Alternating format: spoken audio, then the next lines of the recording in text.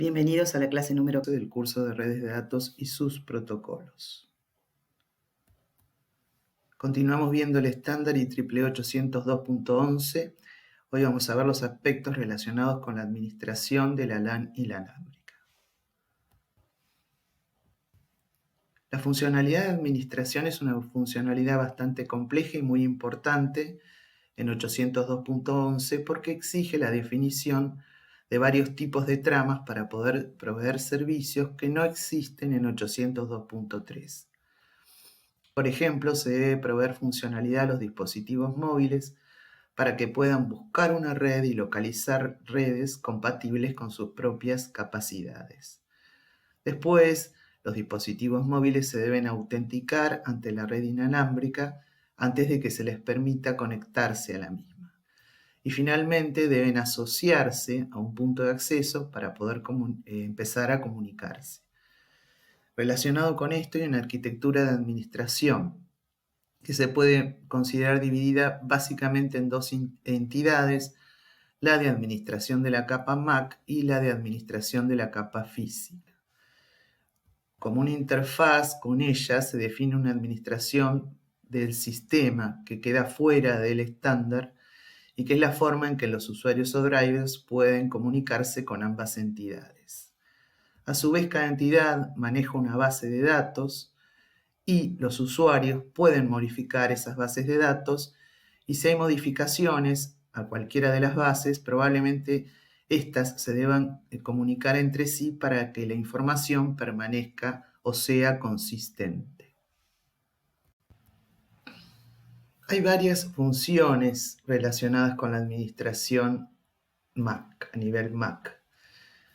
Entre ellas la funcionalidad de sincronización para que los dispositivos puedan hallar y permanecerse sincronizados en una LAN inalámbrica. Las funciones de sincronización se basan justamente en una función que se llama de sincronización en el tiempo, que mantiene cada estación. En realidad se trata de un clock local que está sincronizado con las funciones de sincronización de las demás estaciones en el mismo servicio básico. Recordar que esto es posible porque la trama beacon anuncia un valor periódicamente de su sello de tiempo. Después está la funcionalidad de exploración, que sirve para identificar la existencia de una LAN inalámbrica y puede hacerse de dos maneras, de manera pasiva o de manera activa.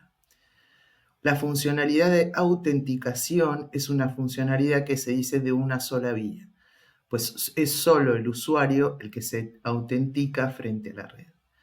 Originalmente existían dos métodos de autenticación, uno denominado abierto y otro de clave compartida. Pero a lo largo del tiempo el tema de seguridad en las redes inalámbricas fue evolucionando. En principio existía un protocolo que se denomina WEP, que significa privacidad equivalente a un cable. Estoy hablando de los años 90, fue aceptado como parte del estándar original 802.11, pero para el momento en que se desplegó comercialmente ya había muchos ataques con éxito sobre este tipo de protocolo. Entonces fue abandonado alrededor de mediados de los años 2000 y reemplazado en primer lugar por un protocolo denominado WPA, que significa acceso protegido Wi-Fi, que reemplazó al web porque tenía un sistema de clave compartida más un protocolo que manejaba las claves temporales denominado TKIP, que entonces se incorporaban nuevas técnicas para que el sistema fuera más seguro o menos vulnerable a los ataques. Inclusive se incorporaron técnicas para controlar la integridad de los mensajes, o sea que usan algoritmos tipo hash para desalentar ataques. Pero no se llegó a estandarizar porque por aquella época se había armado un grupo para trabajar sobre la seguridad Wi-Fi que terminó en un protocolo denominado IEEE 802.11i, que en definitiva estandarizó para esta cuestión de autenticación y cifrado un protocolo denominado WPA2, que es una mejora del WPA y que inclusive incorporó las redes ad hoc en este esquema. Hace mucho mejor manejo de las claves y por eso desde el año 2006 la Alianza Wi-Fi ordenó su certificación obligatoria, es decir, que tiene que haber garantía de hardware compatible. El procedimiento de asociación y reasociación significa juntarse una red o poder moverse entre puntos de acceso, y eso se realiza mediante un mecanismo de tramas. También está el asunto de manejo de potencia, esto de ir a dormir o cerrar el transceptor sin perder mensajes. O sea que hay funciones para la administración del ahorro de potencia, como por ejemplo relacionadas, por ejemplo, con el buffering de tramas en el punto de acceso, o con el campo TIM en la trama beacon, o con el bit power save o ahorro de potencia en el campo de control, que levantan los dispositivos móviles cuando van a hacer ahorro de potencia.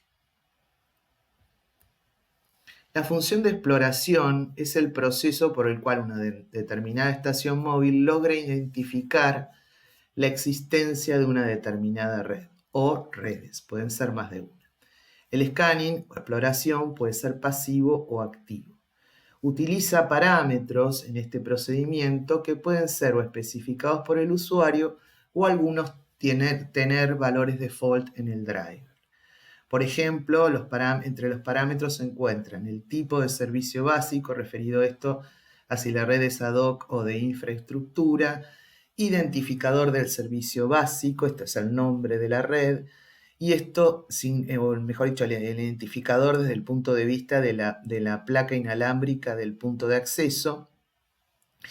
Y esto significa que se puede explorar una red individual señalando esa dirección MAC o explorar dentro de todo el servicio extendido colocando en ese identificador una dirección de broadcast.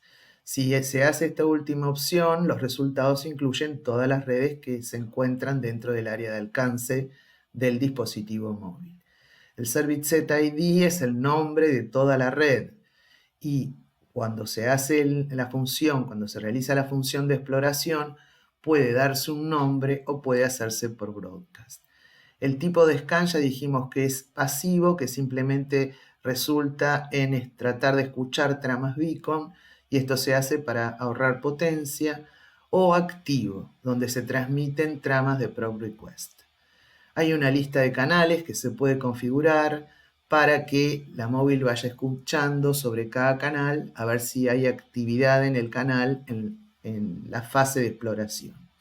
También se podría configurar un patrón de salto en frecuencia, y esto es válido para las viejas redes 802.11 que podían funcionar utilizando frequency hopping.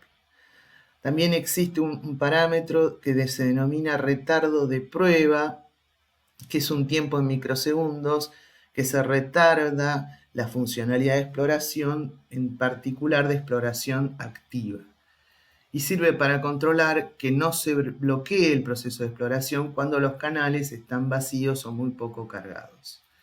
También existe un tiempo máximo por canal y mínimo por canal, y especifica entonces un rango de tiempo que la móvil permanece en un determinado canal mientras se encuentra explorando la existencia de una red.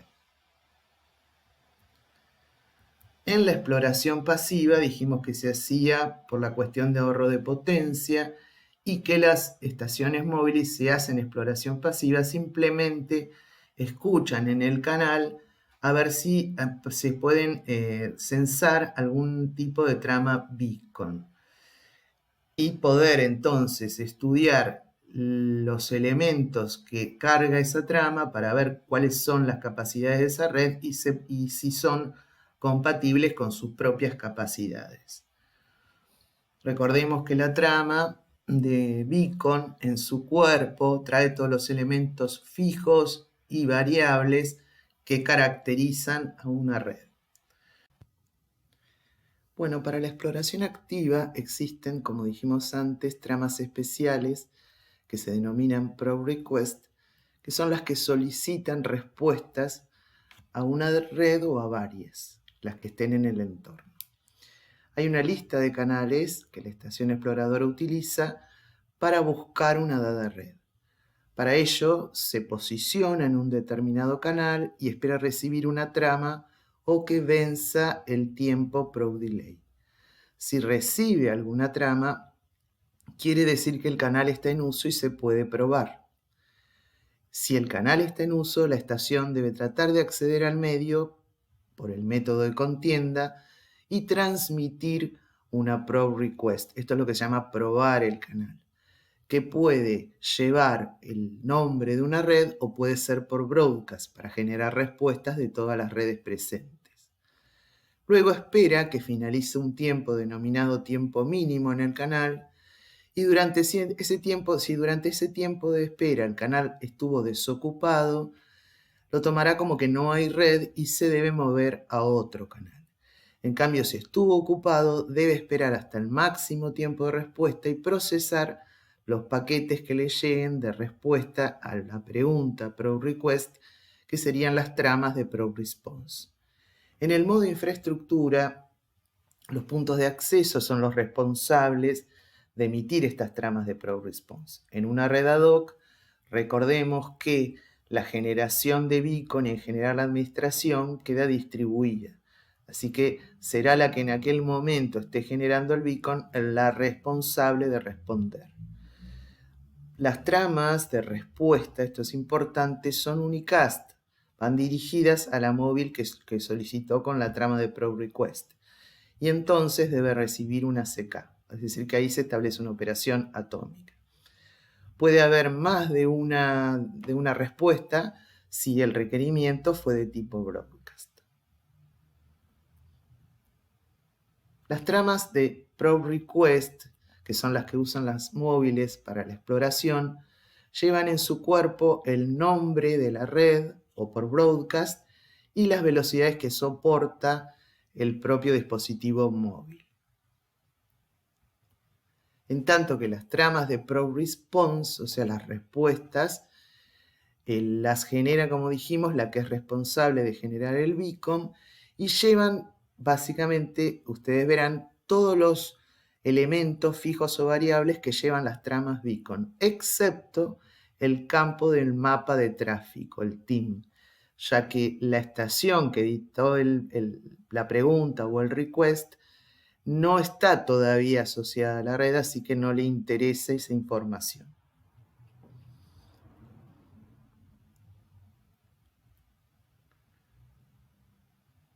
Acá tenemos un ejemplo de probe request y probe response y un ejemplo en el tiempo. Por ejemplo, puede ser que la móvil logre acceder al medio, entonces edita la trama de probe request. La respuesta, la trama de probe response, por parte de cualquiera de los puntos de acceso, se hace contendiendo por el medio. O sea que, por ejemplo, en este caso, el punto de acceso 1 encontró el medio libre, entonces luego del tiempo de IFS baja la trama de probe response. Pero, como se lo contesta a la estación móvil, porque la respuesta es unicast, esto genera una operación atómica y la móvil le debe responder con una CK antes de que finalice el tiempo SIFS o tiempo corto. Por su parte, en esta situación, por ejemplo, el punto de acceso 2 encontró el medio ocupado, entonces debe diferir y recién cuando termine la ventana de contienda puede bajar su propia trama de probe response, que también va a quedar sujeta a una operación atómica con el dispositivo móvil. Al finalizar el proceso de exploración, se genera un reporte. O sea, se trata de una lista de todos los servicios básicos descubiertos con su identificador, el nombre de red y el tipo de servicio básico. Y hay una lista de parámetros que permiten a la estación asociarse a la red y a veces se obtienen parámetros extras del reporte. El intervalo de beacon, por ejemplo, es uno de los parámetros, el periodo de TIM asociado al tráfico broadcast y multicast cuando la móvil entre en modo ahorro de potencia, el sello de tiempo que sirve para sincronizar la estación con el servicio básico, parámetros de capa física referidos al funcionamiento, ya sea que la red sea de infraestructura o ad hoc, y una lista de velocidades que la estación debe soportar para poder asociarse a la red. ¿Qué sucede? La estación, una vez que tiene toda esta lista de parámetros, debe elegir un servicio básico al cual juntarse. Esto es una acción que es posterior al scanning y previo a la asociación. Y se trata de una decisión que es específica de la implementación, quiere decir no está estandarizada y podría requerir intervención del usuario. O sea que es un proceso interno a la móvil que implica una adaptación a los parámetros locales o a los requeridos por el servicio básico. Un criterio común es el nivel de potencia, la fortaleza de la señal, ya que juntarse a un servicio básico requiere estar adaptado la móvil a los parámetros locales requeridos por ese servicio básico, adaptado a los parámetros de capa física, poder sincronizar la información de tiempo de la estación con el resto de la red, adaptarse a los esquemas de cifrado, a las capacidades de alta velocidad y adoptar el intervalo de beacon y el periodo de DTIM del servicio básico. Por su parte, seguido a la funcionalidad de exploración y el haber elegido una red, el dispositivo debe autenticarse entre esa red. Hablamos que había dos tipos de autenticación, de sistema abierto o de clave compartida. La autenticación de clave compartida se basa en el uso de cifrado, es decir, debe haber una clave común entre ambos dispositivos, el punto de acceso y la móvil. Generalmente consideramos la autenticación frente al punto de acceso. Ya dijimos que posteriormente se incorporó en IEEE 802.I la posibilidad de hacerlo entre dos estaciones. El asunto es que este tipo de autenticación, definida originalmente, solo permitía la autenticación de la móvil frente a la red. Es decir, es una autenticación de una vía. Esto es un poco peligroso, porque no es que el punto de acceso se autentique contra la móvil. Y entonces es posible, por ejemplo, generar un ataque poniendo en el medio de la red un punto de acceso falso para autenticar estaciones a las que se les pretende, por ejemplo, atacar. Entonces es como si el punto de acceso en este sentido estuviera en una situación de privilegio frente a las móviles. La autenticación de sistema abierto se trata simplemente del intercambio de dos tramas. Una trama de la móvil hacia el punto de acceso que como datos en el cuerpo lleva simplemente el número de algoritmo de autenticación, 0 si es sistema abierto, y el número de secuencia de la transacción sería la primer trama de la transacción. Por su parte, el punto de acceso también contesta con una trama de autenticación que en su cuerpo lleva el nombre del algoritmo identificado por el número 0, que quiere decir sistema abierto, y el número de secuencia, que sería el número 2, porque es la segunda trama del intercambio. Y además lleva un código de estado, indicando el resultado del requerimiento de autorización. En el caso de autenticación de clave compartida, se corre un algoritmo de cifrado. Y para que la situación tenga éxito, digamos, que el dispositivo se pueda autenticar, entonces deben compartir una clave. El proceso se inicia igual que en el caso de la autenticación de sistema abierto. Se transmite una trama desde el móvil al punto de acceso con el código del algoritmo de autenticación, en este caso el número 1, y el número de secuencia. El punto de acceso contesta, igual que antes, con el código del algoritmo de autenticación, el número de secuencia de la transacción, número 2, un código de estado, y además agrega un texto que se denomina texto en claro porque no está cifrado. Entonces lo que debe hacer el dispositivo móvil es tomar ese texto, encriptarlo o cifrarlo con el algoritmo que corresponda, en el principio era el de web, y enviar este texto cifrado en una tercer trama al punto de acceso. El punto de acceso va a recibir la información de la trama, la va a descifrar o desencriptar y va a controlar que coincida con el texto claro enviado en la trama 2. A su vez es posible que los dispositivos se autentiquen con varios puntos de acceso previo a la asociación durante el proceso de scanning. Luego, cuando se asocia, la estación ya va a estar autenticada. Esto se denomina preautenticación y permite que la reasociación sea un proceso más rápido cuando las estaciones se están moviendo dentro de la red. Acá vemos cómo es el proceso de autenticación de clave compartida, el intercambio de las 4 tramas, el texto enviado en claro en la segunda, encriptado en la tercera, y en la cuarta trama, la respuesta con el código de estado para indicar si fue con éxito o no la autenticación. Bueno, entonces aparecen en estas tramas de administración elementos nuevos. El número de algoritmo de autenticación, que es fijo de 2 bytes, y tiene solo definido 0 y 1 en un principio, los demás números reservados, y ahí es donde entra el nuevo protocolo IEEE 802.11i. También lleva un número de secuencia de transacción. Esto parece raro, pero en realidad es para evitar ataques replay, se llaman, que son ataques que aprovechan haber capturado tramas antes y las pueden meter en el medio de otra transacción para lograr un propósito de ataque. En el texto desafío es un texto que puede ocupar entre 1 y 253 bytes. Ya hablamos del código de estado, que significa si hubo éxito o no en el proceso, y también puede haber un código de razón en el caso de las tramas de desasociación o de autenticación, cuando la autenticación no fue válida, o el móvil, en el caso de asociación, ha abandonado el área del servicio básico o del servicio extendido y ya no se lo reconoce como autenticado o asociado, porque lleva un timer de inactividad que ha expirado. Entonces se produce una desasociación porque el punto de acceso no va a distraer recursos en algo que no está activo. Acá se ve las tramas con los nuevos elementos, el número de algoritmo de autenticación, el número de secuencia, el código de estado y, por ejemplo, el texto desafío en claro o encriptado. A continuación sigue el proceso de asociación. Hay que aclarar o recordar que no es posible asociarse a más de un punto de acceso. La asociación es para que el punto de acceso tenga un registro continuo de cuáles son los dispositivos móviles que dependen de él.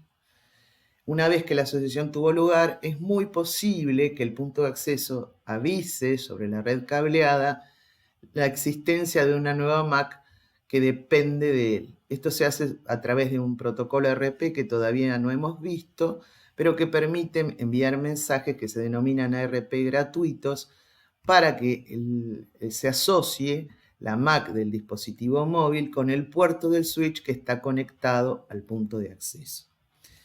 El proceso de asociación, igual que los anteriores, lo inicia la estación móvil y para eso utiliza 2 tramas que se diferencian por el campo subtipo.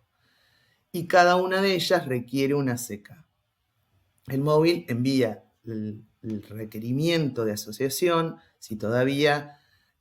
cuando se ha autenticado. Si todavía no se ha autenticado, va a recibir una trama en respuesta de autenticación.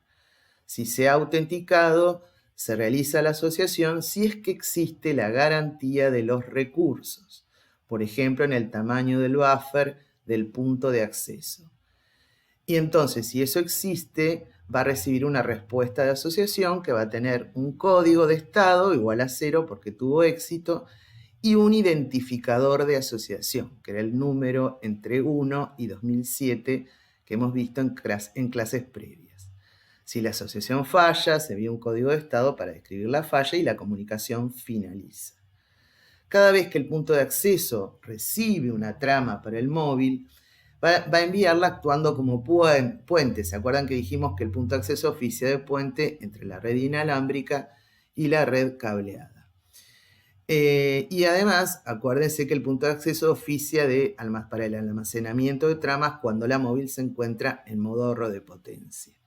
Si las tramas provienen de una red cableada, en el caso de Ethernet compartido, la trama habrá llegado a todos los puntos de acceso y solo aquel que reconoce la dirección MAC como dependiendo de él va a ser el que la va a tomar.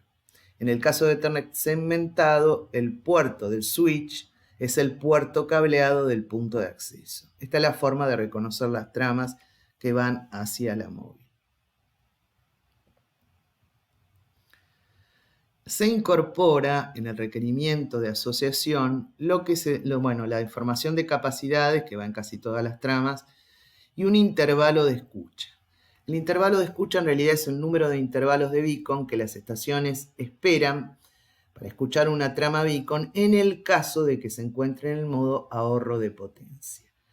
Y el punto de acceso necesita conocer ese intervalo de escucha para saber si va a tener disponibles recursos para ese móvil en particular cuando este móvil vaya al modo ahorro de potencia, porque ese intervalo significa el intervalo en que el punto de acceso va a tener que almacenar las tramas que lleguen para esa móvil. También dijimos que en la respuesta el punto de acceso envía el identificador de asociación, que es el número entre 1 y 2007 con que el dispositivo se va a poder presentar, por ejemplo, cuando edita las tramas de PowerSavePol ante el punto de acceso. El procedimiento de asociación es parecido al procedimiento de asociación, pero es el que permite estar moviéndose desde una P al otro. Lo que adiciona el procedimiento de reasociación es un intercambio entre los puntos de acceso, el viejo, digamos, y el nuevo. Y eso se realiza sobre la red cableada con un protocolo que dijimos que no estaba estandarizado, que era el protocolo entre puntos de acceso. En el procedimiento de reasociación se debe en general a que se empieza a mover la estación, y esto puede ser porque se mueve simplemente o cuando está en el límite y empieza a detectar mejor señal desde un punto de acceso respecto del que está actualmente asociado. Entonces ahí se puede iniciar el proceso de reasociación. Los factores decisivos en realidad dependen de la implementación y puede elegirse esto en una base por trama, digamos, o por la recepción constante de mensajes beacon. Dijimos que el procedimiento es similar al de asociación, pero se agrega en la primera trama un campo que contiene la dirección del viejo AP. Entonces, es posible que el nuevo AP se deba comunicar con el viejo para certificar si hubo una asociación previa, y esto se hace con el protocolo entre puntos de acceso en la red cableada, y luego se debe comunicar además con el punto de acceso viejo para que éste le envíe tramas que podría tener almacenadas en el buffer para la móvil que acaba de asociarse al nuevo punto. Y entonces el punto de acceso viejo, una vez que realiza estas tareas, debe quitar de su lista de asociados a la móvil. La reasociación también se puede usar en el caso que una móvil deje el área de cobertura, el servicio básico, y regrese más tarde al mismo punto de acceso. Bueno, acá vemos un procedimiento de reasociación donde la móvil envía la primer trama al punto de acceso para reasociarse, recibe la respuesta de reasociación con el identificador. El tercer paso requiere la comunicación entre los dos AP, y el cuarto paso posible puede ser que el AP actual deba entregar tramas almacenadas en punto de acceso viejo a la móvil. Y acá vemos la trama de reasociación con el intervalo de escucha, como antes, pero algo adicionado, que es la dirección del punto de acceso, en realidad el viejo, ¿no es cierto? El modo de ahorro de potencia es muy interesante y agrega un montón de funcionalidad en la cuestión de la administración. Es necesario porque lo que se requiere es bajar el consumo de las baterías. Ya vimos que las estaciones, cuando se encuentran en el modo Power Save, o se dice durmiendo, o de ahorro de potencia, operan con su transceptor apagado. Si no, están en estado activo. Y la cuestión de usar el punto de acceso permite encontrarse con lugares donde la información puede ser almacenada temporalmente antes de su transmisión. Esto también pasa en redes ad hoc, lo que pasa es que la funcionalidad ahí está distribuida. En las redes de infraestructura es el punto de acceso el que almacena la información. y el que, no se olviden, tiene conocimiento de la ubicación de una dada estación, que esto se logra en el proceso de asociación. Y entonces va a colaborar en la cuestión del modo de ahorro de potencia. O sea que en este sentido, los puntos de acceso tienen dos tareas: entregar o almacenar las tramas y anunciar el estado de sus buffers periódicamente a las estaciones. Esto lo hacen a través de la trama beacon y el mapa, el TIM, que aparece como elemento en el cuerpo de la trama. Las móviles, por su parte, deberán sincronizar su recepción con estos anuncios, consumiendo de esta manera menos potencia que si estuvieran periódicamente solicitándole al punto de acceso si tiene tramas almacenadas para ella. Nosotros vimos, cuando vimos la trama de requerimiento de asociación, que en dicha trama había un intervalo de escucha que era el número de intervalos de beacon que la estación móvil iba a ir al modo ahorro de potencia. Por eso era un parámetro negociable. ¿Por qué? Porque cuanto más largo es este intervalo, mayor capacidad de almacenamiento se requiere en el punto de acceso. La cuestión es que una vez negociado, el punto de acceso se compromete a conservar las tramas en memoria para la móvil, pero luego de que transcurra ese tiempo, si la estación no recibió las tramas, se pueden descartar las tramas sin necesidad de notificar a la móvil. Las tramas que están almacenadas se identifican por el identificador de asociación que corresponde al móvil. ¿Se acuerdan que era un número entre 1 y 2007? El identificador 0 se corresponde a las tramas de broadcast y multicast, y entonces se puede pensar en el mapa del indicador de tráfico como un mapa de 2008 bits donde se levantan los bits que corresponden al identificador de asociación de la móvil que está recibiendo tramas, aunque en realidad esto se realiza de manera comprimida mediante offset para no transmitir el mapa completo. De alguna manera, la móvil se va a poder identificar en ese mapa si la bandera correspondiente está levantada y sabrá entonces que tiene tramas almacenadas en el punto de acceso para ella. Entonces, ¿cómo procede? Bueno, ahí entra en el juego las tramas de Power Save Poll. Cada trama que se edite de Power Save Poll debe ser para recuperar una trama almacenada en el punto de acceso. Y a su vez, la recepción de esa trama tiene que ser confirmada con una CK. Y de esa manera la trama es eliminada de la memoria. Y si hubiera más de una trama almacenada en el buffer del punto de acceso, este marcará en las tramas de datos cuando las entregue a la estación móvil con el bit de more data puesto en alto. Es decir, la móvil tiene que permanecer despierta hasta que termine la transacción o hasta que encuentre en el TIM el bit correspondiente a su identificador de asociación en 0. Esta situación puede ser producto de que se ha demorado el acceso y, por ejemplo, las tramas fueron quitadas del buffer del punto de acceso. En cada beacon, acuérdense, se transmite el TIM y la móvil se va a configurar con el intervalo de escucha de varios periodos si es que pudo ser lograda la negociación de asociación. Y si a observar el TIM la móvil no encuentra su identificador en alto, sí puede volver a dormir. También la transmisión de las tramas Power Save Poll quedan sujetas al algoritmo de acceso al medio.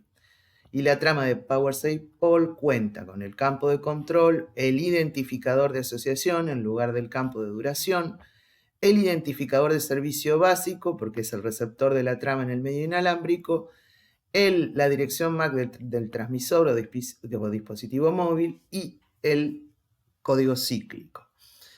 En el punto de acceso también existe una función de envejecimiento llamada aging que sirve para descartar las tramas almacenadas luego que se cumpla su ciclo de vida que está relacionado con el intervalo de escucha. Y en general es una función dependiente de la implementación. En este ejemplo vemos el caso de un punto de acceso y dos estaciones. Esta cuestión en celeste, esta figura en celeste, significa que la estación se despierta. Mientras que está en blanco estaría dormida. Lo mismo pasa con la estación 2. Lo que pasa que tienen diferente intervalo de escucha. Por ejemplo, la estación 1 tiene 2 intervalos de escucha y la estación 2 tiene 3. Y esto, que se marca acá como un rectángulo violeta, significa la bajada de un beacon, donde figura el mapa de tráfico. Por ejemplo, en este primer intervalo de tiempo se baja un beacon que en el TIM dice que hay tramas para la estación 1, pero justamente la estación 1 está dormida y justo se despierta la 2. Pero como no hay un aviso para ella en el mapa indicador de tráfico, puede volver a dormir. En el segundo intervalo de tiempo, justamente se despierta la estación 1 y se baja una trama de beacon que indica que hay tramas para las estaciones 1 y 2. La 2 está dormida, pero la 1, como despierta, puede iniciar la transacción de Power Save Poll y recuperar, por ejemplo, la trama almacenada. En el intervalo 3, por ejemplo, luego ahí puede volver a dormir, si ya recuperó todas las tramas, si no tiene que quedarse despierta. En este caso, por ejemplo, pudo completar la transacción, entonces en el siguiente intervalo, donde el team de la trama beacon anuncia que tiene almacenada tramas para la estación 2, ambas estaciones están en modo ahorro de potencia. En el siguiente intervalo, el beacon anuncia tramas para las estaciones 1 y 2, justamente ambas despiertan, entonces tienen que entrar en el algoritmo de contienda por el medio para poder recuperar sus tramas. En este ejemplo, por ejemplo, la estación 1 logra recuperar la trama almacenada, pero la estación 2 no lo logra porque el medio está ocupado. Entonces debe permanecer despierta y cuando llega en este ejemplo el beacon siguiente, no tiene para ellos ninguna trama para ninguna de las estaciones, entonces la estación 2 puede volver a dormir. En el siguiente intervalo también el team indica que no hay tramas para ninguna estación, en este caso, y se despierta la estación 1, pero puede volver a dormir porque no hay indicación para ella.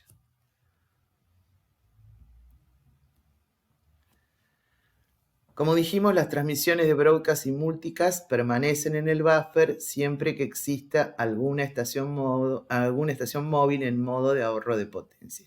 Y se corresponden, ya dijimos, al identificador de asociación 0. Cada servicio básico va a tener un parámetro asociado conocido como el intervalo de DTIM, D por delivery, DTIM. El DTIM, digamos, indica cada cuántos intervalos de beacon se van a bajar las tramas de broadcast o multicast a la red, al medio inalámbrico. El TIM, a su vez, se cuenta con un contador de DTIM que se va decrementando a medida que pasan los intervalos de beacon y cuando llega a 0, ahí es el momento de bajar las tramas de broadcast y de multicast. Si son múltiples, si son varias tramas, en el beacon se levanta la bandera de More Data para anunciar esto a todos los dispositivos móviles. Entonces lo que puede pasar es que el punto de acceso difiera del procesamiento de las tramas de Power Save Poll hasta luego de haber transmitido las tramas de broadcast y de multicast. Para recibir las tramas de broadcast o de multicast, la estación móvil obviamente deberá estar encendida durante las transmisiones del DTIM. Pero podría ser que la estación obviara recibir este tipo de tramas, que es cuando trabaja en un modo que se llama modo de baja potencia extremo o ultra power safe o deep sleep. Mucha de esta funcionalidad depende de los parámetros que se permita configurar. El ahorro de potencia en redes ad hoc es un poco diferente porque recuerden que se trata de una topología distribuida donde el manejo centralizado en realidad se hace de manera distribuida. Es un poco menos eficiente en este sentido en el modo de ahorro de potencia. Igual que en las redes de infraestructura, se realiza el ahorro de potencia enviando mensajes indicadores. En este caso, los mensajes indicadores se conocen como mensajes ATIM, por indicación de tráfico anunciado, y también se llaman indicadores ad hoc y que sirven para alertar al resto de las móviles que no entren en modo de ahorro de potencia. ¿Cómo se hace esto? Bueno, las móviles a su vez tienen un periodo que también se llama TIM, pero en realidad es un periodo de tiempo durante las cuales, durante ese periodo, obligatoriamente las móviles deben permanecer despiertas, esperando, censando el medio, esperando recibir mensajes de ATIM. Estos mensajes se pueden dar de modo unicast o multicast. Si existe un mensaje unicast, se dirige a una única estación móvil y se le advierte de no entrar en el modo de ahorro de potencia. Las otras estaciones, si escuchan este mensaje unicast, no necesitan seguir prendidas, digamos, pueden apagarse. Y lo mismo sucede en el caso multicast, es decir, en el caso multicast solo van a seguir despiertas aquellas estaciones a las que les corresponda este mensaje. Después de la transmisión de un beacon, siempre va a existir esta ventana que deben estar despiertas las móviles. Es prácticamente el único parámetro que se requiere para crear una red ad hoc, y si se configura en 0, quiere decir que no se va a trabajar en modo de ahorro de potencia. Acá vemos un ejemplo de la transmisión de un mensaje a TIM de tipo unicast.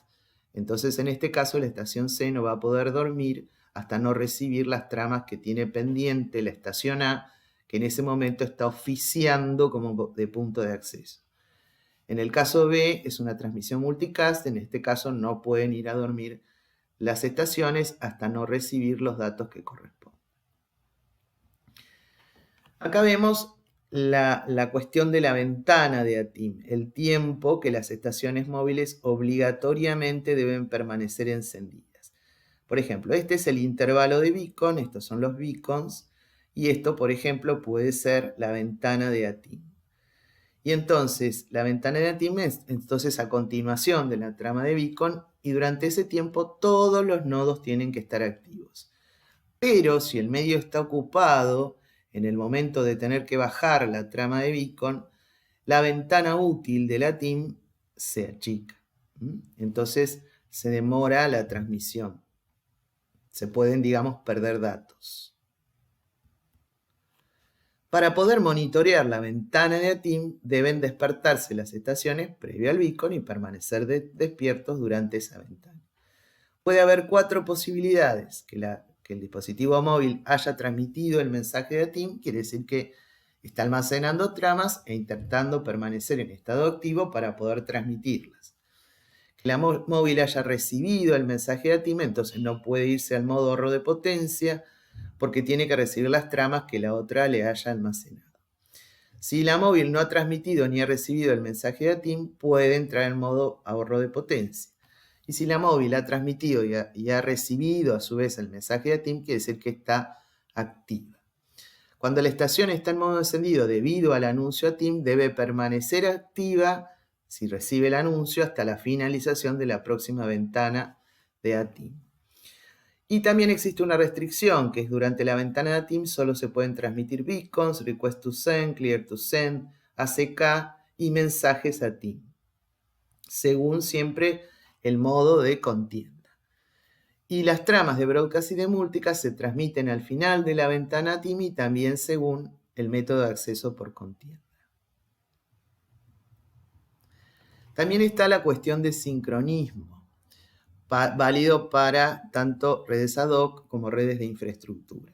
Dijimos que había una función de sincronización de tiempo, que es la que se encarga de mantener los clocks o los timers de las distintas estaciones en un servicio básico en sincronismo. En redes de infraestructura, el punto de acceso es el encargado. En redes ad hoc, la funcionalidad está distribuida. Lo que permite lograr esta funcionalidad es la transmisión periódica de beacons. Recuerden que los beacons y también las respuestas a los probes contienen el sello de tiempo para todo el servicio básico. Y eso es lo que se usa para calibrar los relojes locales, o sea, los relojes de las móviles. Y no es necesario escuchar el beacon por cada transmisión de beacon para poder mantenerse el sincronismo. Es así de flexible el sistema. Los beacons también recuerden que son utilizados para ahorro de potencia y roaming. Para ahorro de potencia, los beacons se envían a intervalos conocidos y todos los timers de las estaciones en el servicio básico se sincronizan a ese sello de tiempo. También se puede usar para frequency hopping, por ejemplo, para el intervalo que permanece en cada digamos, frecuencia. Todas las estaciones acá es mucho más difícil porque tienen que estar sincronizadas para que salten a la vez a la siguiente frecuencia de salto. Acá vemos un ejemplo de lo que se llama el tiempo de red, que es lo que se baja como sello de tiempo en las tramas de beacon o en las respuestas a los probe, y entonces las estaciones móviles almacenan en su clock local, calculan un valor que en realidad es el que figura en el sello de tiempo más un costo adicional que sería debido al tiempo de procesamiento que debe utilizar la móvil para procesar la propia trama. Y entonces ahí logran un tiempo que sería el común entre todos los del servicio básico. En el sincronismo de redes ad hoc, la cuestión es un poco diferente, porque la funcionalidad del beacon, como dijimos, se encuentra distribuida. O sea que el mantenimiento de la función para sincronismo es como un subconjunto del proceso de generación del beacon.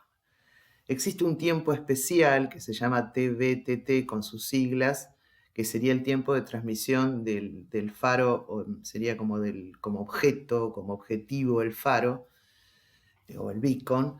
Es un número de intervalos de tiempo entre beacons. Cuando se acerca ese momento, todas las móviles se preparan para transmitir un beacon y suspenden el resto del tráfico. Lo que hacen es generar un timer de backoff, un valor aleatorio, entre 0 y 2 veces el valor de la ventana de contienda mínima, y toman entonces un valor aleatorio en ese rango y comienzan a decrementarlo. Y va a terminar generando el beacon la estación que haya elegido aleatoriamente el menor valor de backoff. Entonces va a tener una responsabilidad muy importante porque no va a poder entrar en el modo de ahorro de potencia hasta el siguiente periodo activo. Esto es para que por lo menos una permanezca activa y, por ejemplo, pueda generar respuestas probe para las estaciones que estén buscando redes. El objetivo en este caso en el sincronismo es sincronizarse al timer del clock más rápido del servicio básico. Cuando se recibe un beacon, se ajusta el sello de tiempo para tener en cuenta los retardos de procesamiento, igual que en el caso de red de infraestructura, pero si este valor corregido es mayor que el del timer local, lo que hace es actualizarlo. Esto es para poder lograr, digamos, sincronizarse al clock más rápido. Bueno, no puedo dejar de comentar algunas cuestiones relacionadas con la configuración de un punto de acceso. Ustedes podrían acceder a la configuración del punto de acceso de su casa colocando en el navegador la dirección 192.168.0.1, que por default es la dirección del punto de acceso. Van a tener que ingresar con un nombre de login y un password. Y ahí pueden ver, si quieren, las cuestiones, qué es lo que se puede llegar a configurar. Por ejemplo, lo van a ver en una parte de configuración de Internet, porque cada punto de acceso tiene que tener una dirección IP única para poder trabajar correctamente. Generalmente viene con una preasignada, por eso el 192.168.0.1, pero si no se encuentra esa dirección en el rango de la dirección de la red interna, hay que modificarlo. También se puede configurar que la dirección IP, esto es lo más común, el punto de acceso lo obtenga de un servidor de DHCP. Esto podría ser más apropiado, o lo es en realidad, en el caso de redes domésticas, cuando es el proveedor el que ofrece direcciones por medio de este protocolo de DHCP. También se pueden configurar cuestiones relacionadas a la propia red inalámbrica. Por ejemplo, si el punto de acceso es de banda dual, se habilitan seguramente las dos bandas, 2.4 y 5 GB. Se puede configurar el nombre de la red, un nivel de seguridad, por ejemplo WPA2. Se puede configurar el algoritmo de cifrado dentro del WPA2, que es el AES, es el mejor, un password. Se puede habilitar selección de canal automático, que esto es lo mejor. Recuerden que los canales más usados en 2.4 GB son 1, 6 y 11, y en 5 GB 36, 40, 44 y 48. También se podría llegar a ajustar la potencia de transmisión, se podría configurar al máximo, son unos 100 miliwatts. Esto lo que hace es maximizar el rango del punto de acceso y reducir, si fuera una red extendida, el número de puntos de acceso y entonces el costo del sistema. Si se quiere incrementar la capacidad de la red colocando puntos de acceso más próximos, la potencia debe ser menor para que no haya solapamiento ni interferencia. En el caso de menor potencia, también se evita que la señal se propague fuera del área física bajo control. Bien, el intervalo de beacon también es posible de ser configurado. Generalmente se impone en 100 milisegundos, o sea, 10 beacons cada segundo. Esto en general es suficiente para un entorno tipo oficina, por ejemplo. Y se puede incrementar el intervalo para bajar el overhead, pero esto afectará el roaming. También puede haber posibilidades de configurar los umbrales de request to send, clear to send y de fragmentación. También posibilidades de modificar la forma de autenticación, por ejemplo, se puede incluir mecanismos con servidores 802.1x, pero en general WPA2 es la forma más utilizada. Y también por mayor seguridad se pueden deshabilitar el port de consola y elegir una nueva clave de administrador. La clase siguiente vamos a seguir viendo redes Wi-Fi bajo el estándar IEEE 802.11 y vamos a empezar a ahondar en la capa física. Muchas gracias por su atención.